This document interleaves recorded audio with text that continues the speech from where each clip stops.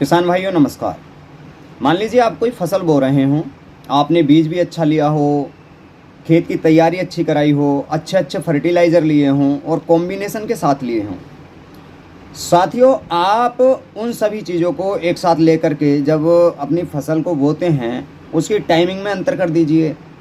जो फर्टिलाइज़र ले रहे हैं उसकी मात्रा को घटा बढ़ा दीजिए। सिंचाई समय पर मत करिए, तो कहीं ना कहीं देखने में आएगा जो आपकी फसल थी, जो अच्छा बीज था, अच्छी लागत के साथ आपने अपनी फसल को बोया, वो आपको उतना उत्पादन नहीं देगी जितना वो देना चाहिए थी।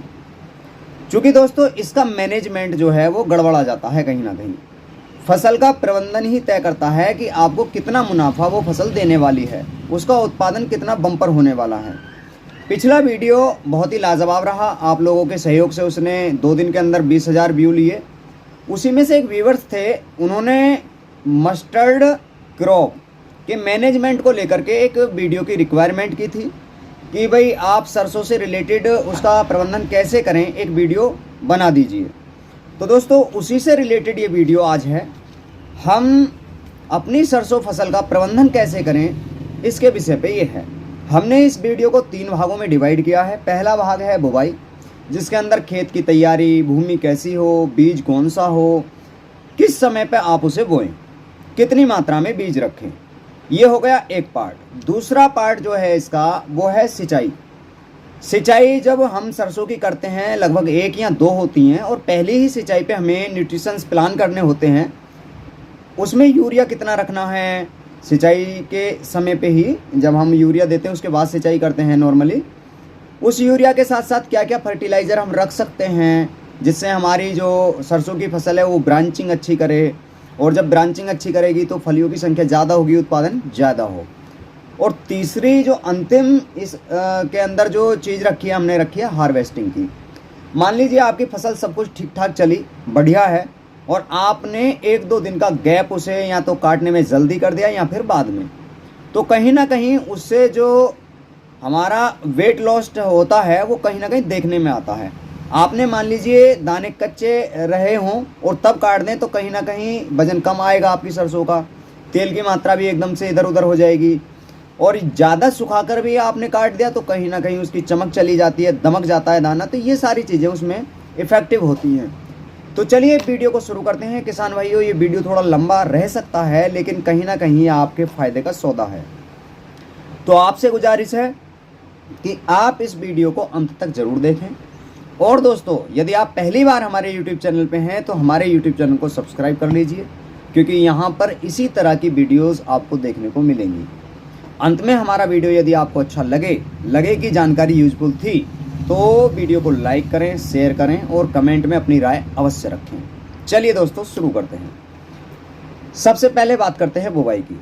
दोस्तों, खेत की तैयारी, अच्छा जमाव, फसल कैसी चलेगी, ये बातें निर्भर करती हैं। सरसों की फसल के अंदर जो बलुई दोमट मिट्टी होती है वो बहुत ही लाजवाब मानी जाती है। पीएच मान भी आप चेक करा सकते हैं, आजकल लेबोरेटरीज़ हैं। अच्छा पानी हो, खारा पानी ना हो, भूमि की अच्छे से जुताई हो, और हमेशा याद रखिए कि सरसों को परोने के बाद ही बोना चाहिए। कई बार किसान ये करते हैं कि जैसे धान की फसल अपनी हार्वेस्ट की और उसमें नमी निकलती है और उसी पर जो है सरसों बो देते हैं।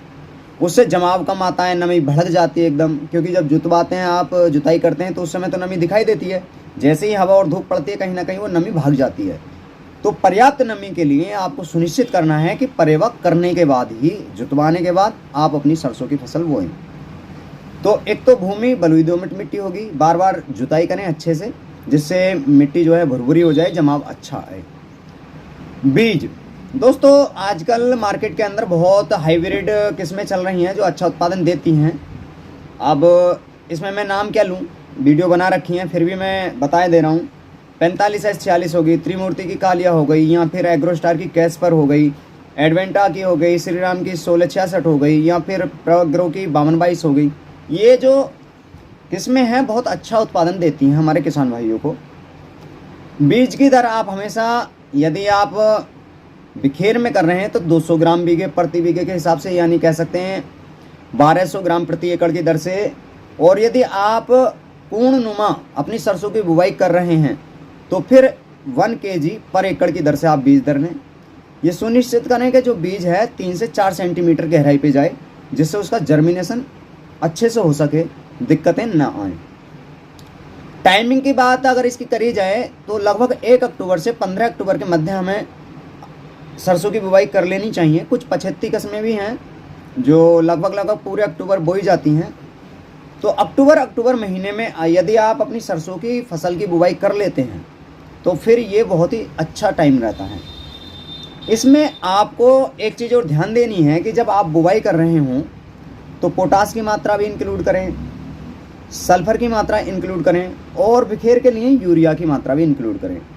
हमारे किसान भाई या तो NPK या SSP या फिर DAP, इन 3 चीज़ों से बुवाई करते हैं। DAP NPK की मात्रा 50 kg प्रति एकड़ लेनी है और SSP में 100 kg प्रति एकड़ लेना है, क्योंकि इसके अंदर ना ही तो नाइट्रोजन होती है ना ही होती है पोटास। और तीनों ही केसों में जहाँ DAP, NPK और SSP आपको पोटास ज़रूर रखना होता है। और यदि आप पोटास रखते हैं तो उससे जर्मिनेशन आपको बहुत अच्छा आता है। सल्फ़र पदगलन को रोकता है सरसों के अंदर और तेल की मात्रा को मेंटेन करके चलता है। और आजकल ज़मीन के अंदर सबसे ज़्यादा यदि कमी पाई जा रही है तो जिंक और सल्फ़र की है, तो इसलिए सल्फ़र को आप बुवाई पे प्रयोग करें बेंटेनाइट के रूप में।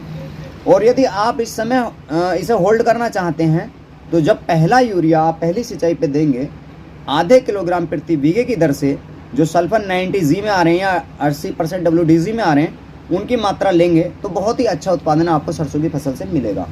तो ये तो हो गया आपका बुवाई से रिलेटेड। मैंने इसमें थोड़ा सा इंक्लूडिंग कर दिया सिंचाई से रिलेटेड भी। सिंचाई का समय सबसे पहले आपको ये सुनिश्चित करना है कि जब आपका पौधा ब्रांचिंग शुरू कर दे, कि पत्ते के आसपास से बूंदियाँ बननी शुरू हो जाएं ब्रांचिंग की और 1-2 पत्तियाँ ऊपर भी आ जाएं, तब आपको सिंचाई करनी होती है। अगर आप इससे पहले के समय में सिंचाई करते हैं तो आपका जो पौधा है वो एकदम से ठिठक जाता है या फिर ज़्यादा लंबा पड़ जाता है, तो उससे ब्रांचिंग जो है वो ज़्यादा हो नहीं पाती है। और जब पहली सिंचाई कर रहे हों तो उसमें पहला यूरिया जब आप देंगे तो 5 किलोग्राम प्रति बीघे की दर से, यानी 30 किलोग्राम प्रति एकड़ की दर से यूरिया इंक्लूड करें।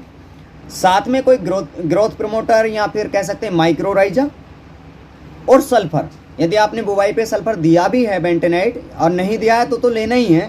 अगर आपने उस समय भी सल्फ़र दिया है और इस समय भी आप सल्फ़र देना चाहते हैं तो ज़रूर दें। तो दोस्तों, एक तो यूरिया हो गया, दूसरा कोई ग्रोथ प्रमोटर हो सकता है, जाइम हो सकता है या फिर माइक्रोराइजा हो सकता है, या सॉइल विटालाइजर जैसे भूमिका हो गई जो वाइट रूट डेवलपमेंट में सहायक होती है, अदर माइक्रो न्यूट्रिएंट को अपटेक कराने में सहायक होती है, तो ये ले सकते हैं। और साथ ही में सल्फर जरूर लें। तीनों चीज़ होगी, तीनों चीज़ों को मिक्स करिए और जो है अपनी ब्रॉडकास्टिंग यानी वेसल डोज में दे दीजिए। सरसों में स्प्रे करते समय आप एक चीज़ बहुत बारीकी से देखें, अगर उसमें थ्रिप्स, माहू या फिर सूडी है तो कोई टेक्निकल ऐसा जैसे इमिडाक्लोप्रिड हो गया या फिर फिप्रोनिल हो गया, इस तरीके का लें, या फिर इमामेक्टिन बेंजोएट लें। याद रखें कि फूल वाली स्टेज में अगर है तो फिर बोरोन भी इंक्लूड करें और साथ ही में कोई फंगीसाइड भी इंक्लूड करें। तीनों चीज़ों को इंक्लूड करने के बाद आप स्प्रे डाल दीजिए। डोज में बता दे रहा हूँ, जैसे अगर इमिडाक्लोप्रिड लेना है तो आधा ग्राम पर लीटर की डोज से लें, लिक्विड में ले रहे हैं तो आधा ml पर लीटर की डोज से लें। इमामेक्टिन बेंजोएट ले रहे हैं तो भी आधे से 1 ग्राम प्रति लीटर की डोज से लें। और जो फंगीसाइड लेना है जिसके अंदर कार्बेंडाजिम, मैनकोजेब वगैरह हो सकता हो, तो उसमें आप 2 ग्राम पर लीटर से 2.5 ग्राम पर लीटर की डोज से आप ले सकते हैं। और बेहतर होगा कि 1 ग्राम प्रति लीटर की दर से आप बोरोन भी इंक्लूड करें और साथ में कोई स्टिकर स्प्रे करा दीजिए, बहुत ही अच्छे परिणाम मिलते हैं। दोस्तों, हार्वेस्टिंग की जब बात करें कि जैसे कई बार मौसम पे डिपेंड होता है कि जैसे मान लीजिए पायनियर का ही मान लें, 130 से 135 दिन दे रखा है और जब हमें 130 से 135 दिन के अंदर जाते हैं तो कई बार ये पहले भी हो जाता है और कई बार ये बाद में भी आता है पकने की स्थिति में। अगर आपने सही समय पर उसे नहीं काटा तो कहीं ना कहीं या तो आपका जो वजन है वो लॉस हो जाएगा, या फिर आप ज़्यादा पकाने के बाद काटते हैं तो उसकी जो चमक है वो चली जाती है और तेल की मात्रा भी कहीं ना कहीं ऊपर नीचे हो जाती है, तो मार्केट के अंदर भी रेट आपको कम मिलेगा। उसमें मॉइस्चर भाग जाएगी तो नमी के हिसाब से भी रेट कम हो जाते हैं कई बार। तो ये सारी चीज़ें आपको देखनी होती हैं। तो इसमें जो हमने इंक्लूड करी है बुवाई के बाद जो भूमि बीज समय ये हो गया, सिंचाई में पहला यूरिया, साथ में क्या क्या और फिर स्प्रे, और तीसरा हार्वेस्टिंग। ये चीज़ें यदि आप कर लेते हैं, यानी यही एक मस्टर्ड का प्रबंधन है अपनी सरसों की फसल के अंदर माइक्रोन्यूट्रिएंट भी प्लान कर सकते हैं, क्योंकि सारे तत्वों की ज़रूरत होती है। तो जो मैंने स्प्रे बताया है उस समय आप या तो स्प्रे के अंदर कोई माइक्रोन्यूट्रिएंट युक्त टॉनिक ले सकते हैं, या फिर जो पहला यूरिया है उसमें बेसल डोज के रूप में भी आप माइक्रोन्यूट्रिएंट ले करके डला सकते हैं, जिससे क्या होगा कि जितने भी माइक्रोन्यूट्रिएंट की ज़रूरत आपकी फसल को है वो मिल जाए, जिससे बेहतर उत्पादन की ओर आपकी फसल बढ़े। तो दोस्तों यही होता है एक माइक्रो लेवल का क्रॉप मैनेजमेंट। तो ये जानकारी आपको कैसी लगी बता सकते हैं। हमसे जुड़ने के लिए हमारे YouTube चैनल को सब्सक्राइब करें। आज के वीडियो में केवल इतना ही। नमस्कार।